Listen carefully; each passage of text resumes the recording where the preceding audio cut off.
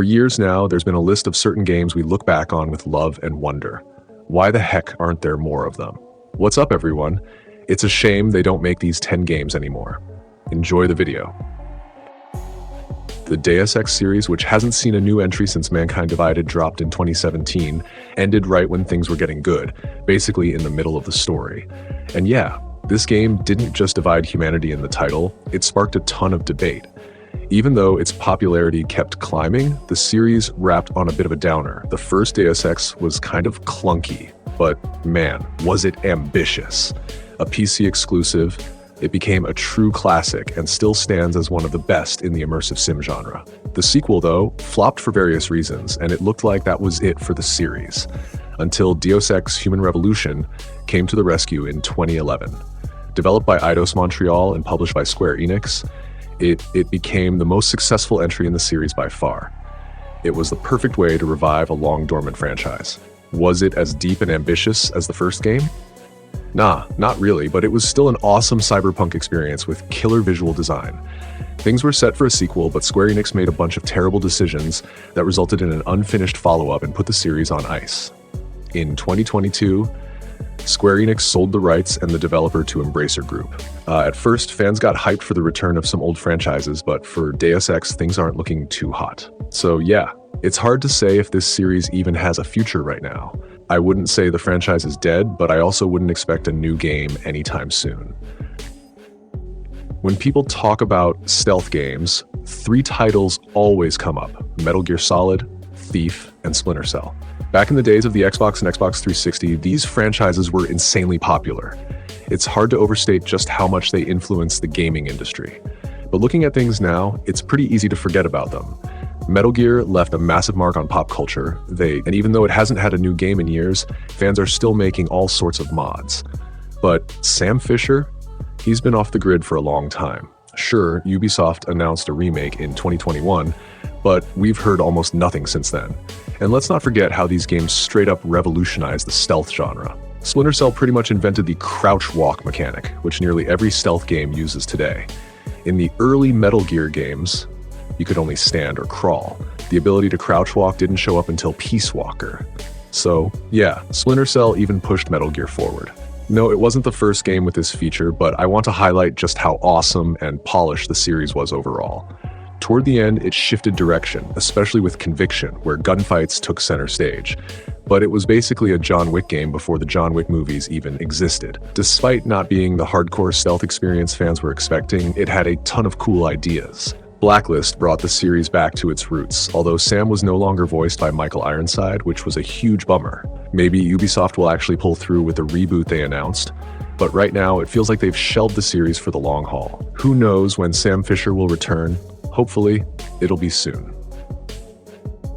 A lot of people love these games because they take the familiar concept of an open-world superhero game and throw in some fresh ideas. Developed by Radical Entertainment and published by Activision, these games let you wreak absolute chaos in an open-world playground. Sure, they're kind of dumb, but they're ridiculously fun to play.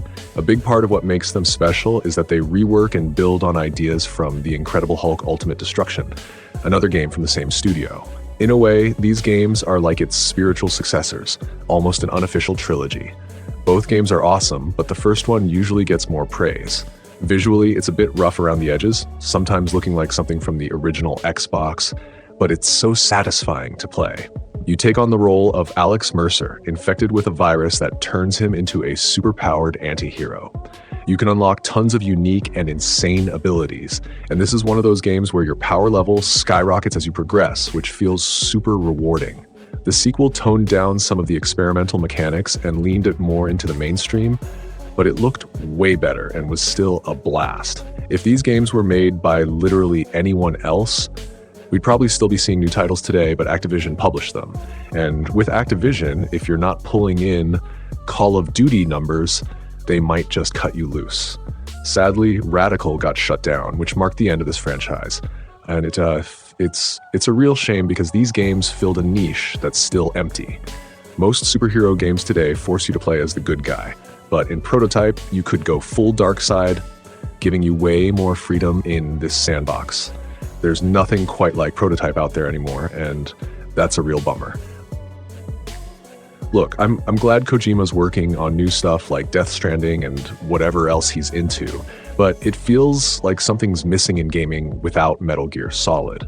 The series doesn't have to die just because Kojima's not involved anymore. Plenty of game franchises have outgrown their original creators. This is hands down the coolest franchise in the stealth action genre, and any progress on it pretty much stalled after Metal Gear Survive dropped, which was awful, by the way. Konami's keeping the interest alive with remasters and the remake of the third game, but this franchise has always been about pushing boundaries, so just focusing on the past feels like a wasted opportunity. I'm really hoping that the Metal Gear Solid 3 remake is partially an excuse to put together a team capable of making a brand new original Metal Gear game. But honestly, I doubt Konami has what it takes right now. At least they're trying to bring back Silent Hill. Sure, the recent games tanked, Ascension was a disaster, but hey, it's still fresh content. Meanwhile, there's nothing new on the horizon for Metal Gear, and that just doesn't sit right. And maybe it's better to let the series die with some dignity, rather than letting random studios milk it dry like what happened to Silent Hill. But I think there's still potential to do something cool with Metal Gear. Metal Gear Rising was amazing. Wait, why isn't there a Metal Gear Rising 2 yet? Like, there's nothing to even think about here. It's a Platinum game, Konami. You just call Platinum and say, make us another one, and then you start printing money. Seriously, Konami, what are you even doing right now? The first Crysis was a game changer thanks to its graphics and open approach to gameplay. It just threw you onto a map, marked a bunch of objectives, and let you handle them however you wanted. Your character rocked an experimental nanosuit that gave you speed, super strength, invisibility, and armor. The catch, you could only use one ability at a time. So yeah, you could go invisible, but you'd be slow and vulnerable.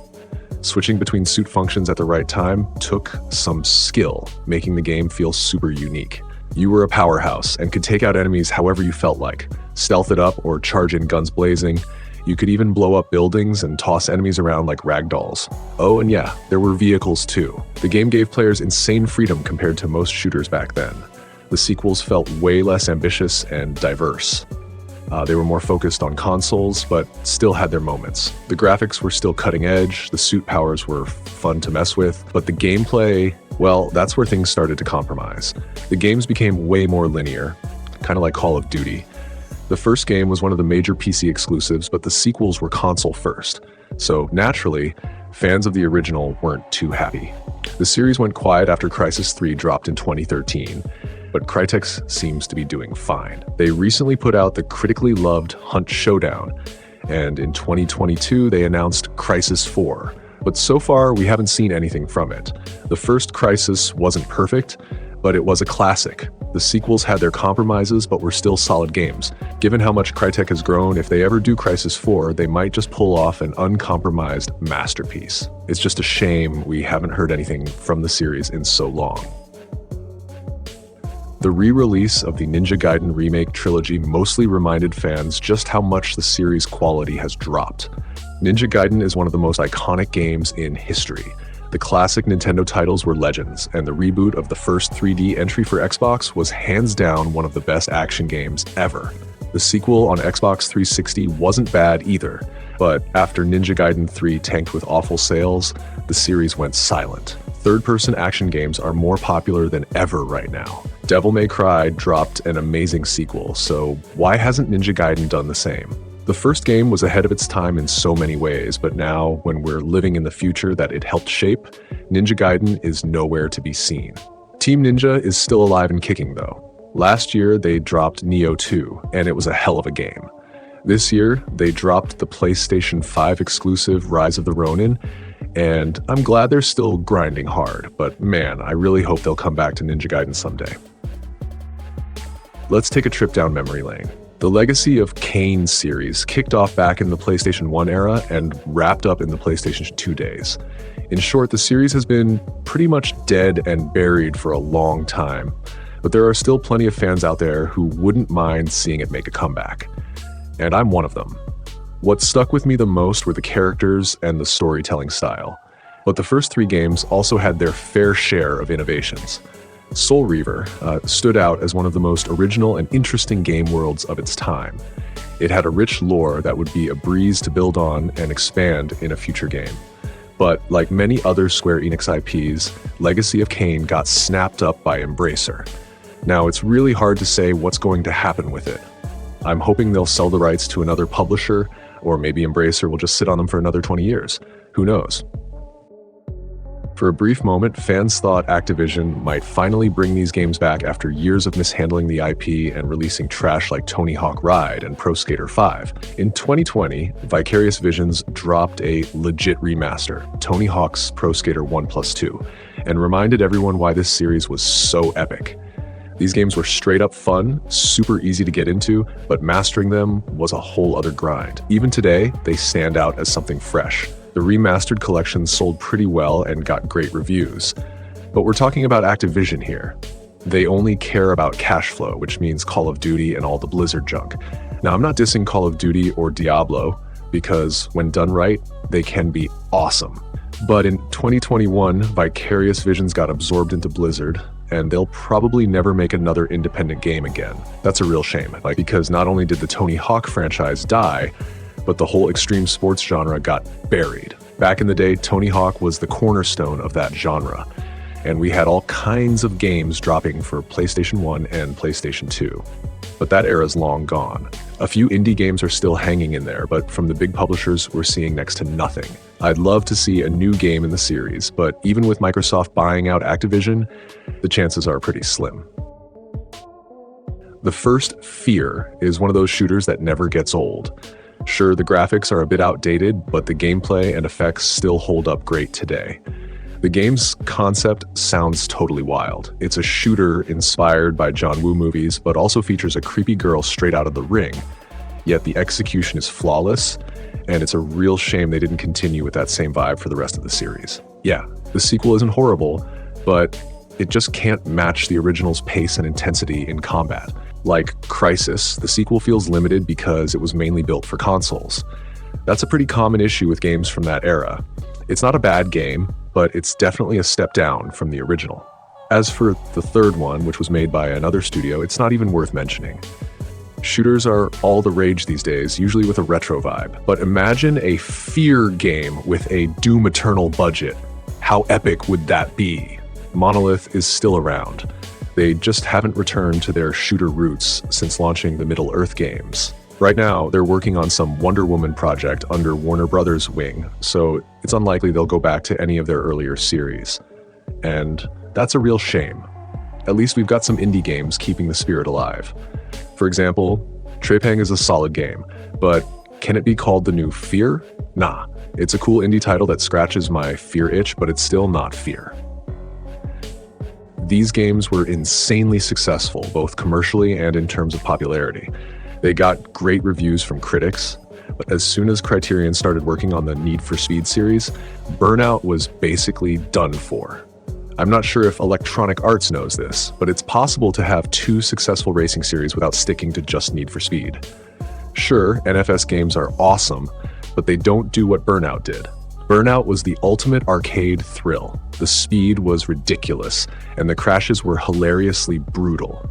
These games were just pure fun to play, especially the third one, though I'd call all three of them classics. Unlike a lot of other games on this list, Burnout didn't have that one installment that killed interest in the series. The devs weren't sold off or anything like that. Criterion is still with Electronic Arts, and they still own the rights to Burnout. It all comes down to EA wanting them to work on Need for Speed. The problem with the Burnout series is the extreme car damage, which freaks out car manufacturers. They don't want their cars looking bad in games. That's why in a ton of racing games, you don't see any serious damage. Manufacturers don't like it, and they won't allow it. Want to use their license? Then don't even think about wrecking their cars. And let me tell you straight up, that's just dumb. Wrecking cars in games doesn't affect my view of them in real life at all. It's ridiculous. Anyway, if someone wanted to make a new Burnout game, they'd mostly have to use made-up cars, and EA won't let that fly. It'd be like trying to make a sports game without real teams. People think no one would play it without recognizable names. But I'll be honest with you, I like crashes way more than I like Ford or Chevrolet. It's just frustrating because Burnout is such an accessible franchise with a solid reputation. Need for Speed is the more well-known brand and has fewer issues, which is why EA sticks with it. But just imagine the destructible cars on modern consoles. It would be amazing.